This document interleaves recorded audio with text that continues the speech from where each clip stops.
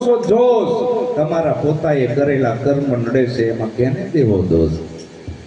તો આપણું પેલું બંધારણ આપણા ઘરથી બાંધવાનું આવ્યું, પછી બાર બોલે એકાય, એ સિવાય સત્સંગ બહાર થાય નહીં. લે પેલા આપણા ઘરની અંદર આપણા બાલ બચ્ચામાં સંસ્કાર રેડો, પછી બીજો ફાયદો શું થયો? હું ઘણા વમણમાં ફસાણો હતો, મને એમ કે કબીર પંથ મોટો હશે, એવું થયું. હાલ રાધા સ્વામીમાં થયો તો એ કે અમારો પંથ મોટો, અમારો ભગવાન તો 14મે મંજિલે બેઠો છે, કબીર સાહેબ તો 3જા માળે બેઠા છે. બીજા પંથમાં થયો તો કે અમારો ભગવાન તો 15મી બારી હશે, બીજે થયો કે 24મી બારી હશે. મારું બેટું આ બધું બારીઓ કેમ બતાવે પંથવાળા? એકથી એક ઉપર બારી બતાવે. હું તો હલવાણો કીધું આમાં સાચું છું. એવો કોઈ રે બતાવો અમને જો ગીરો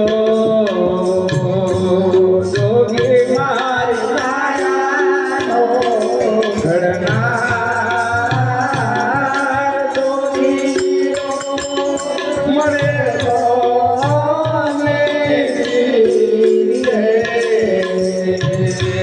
લઈ ઘર છોડો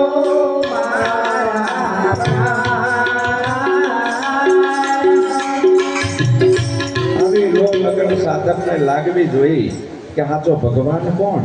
આ બધા નોકું નોકું બોલે છે, કોઈ કે નાભીમાં છે ને કોઈ કે ડૂંટીમાં છે ને કોઈ કે ઈંગલા કરો ને કોઈ કે હુકમણા કરો ને કોઈ કે કુંડળીની જગાડો ને કોઈ કે હુકમણા જગાડો. હમણાં હુકમણા જગાડવાળા બાબા જેલમાં પુરાણા કેટલે 2-3 કરોડની નકલી નોટો આપી દીધી. હુકમણા જગાડતા હતા બધા, ઈંગલા પિંગલા હુકમણા કે તમને બંકનાડે ચડાવવું ને ભમર ગુફા બતાવવું રિયાન જેલમાં. હે આવું કાંઈ નથી. છેલ્લે મારા સદગુરુ જયદેવ બાપા મળ્યા. આ જો કઈ કૃપા હોય તો એની છે, હું ના બોલી શકું, મારી કોઈ તાકાત નથી. અશ્વિનભાઈ ના બોલી શકે. હવે હું લુહાર નથી, ગુરુનો બાળક છું. આમાં ગુરુ બોલે. મેલડીનો ભૂવો હોય તો મેલડી બોલે કે બીજું બોલે? સામુંડનો ભૂવો હોય તો સામુંડ જ બોલે ને. કોઈ દીમાં સિકોતર આવે એ તો એ ડાક વાગવી જોઈએ એટલે એ બોલે. તો આપણા ફેરમાં બીજી ગુરુ આયા છે, બીજું જ બોલતું હોય. યાર ઉપદેશ લીધો હે તો બીજું જ બોલતું હોય. એમ આ તન મન ધન શીશ ગુરુને આપી દીધું અને નિજ નામની ઓળખ કરાઈ. હું છું હરિમાં, હરિ છે મુજમાં, નિશ્ચય નિહાળ્યું.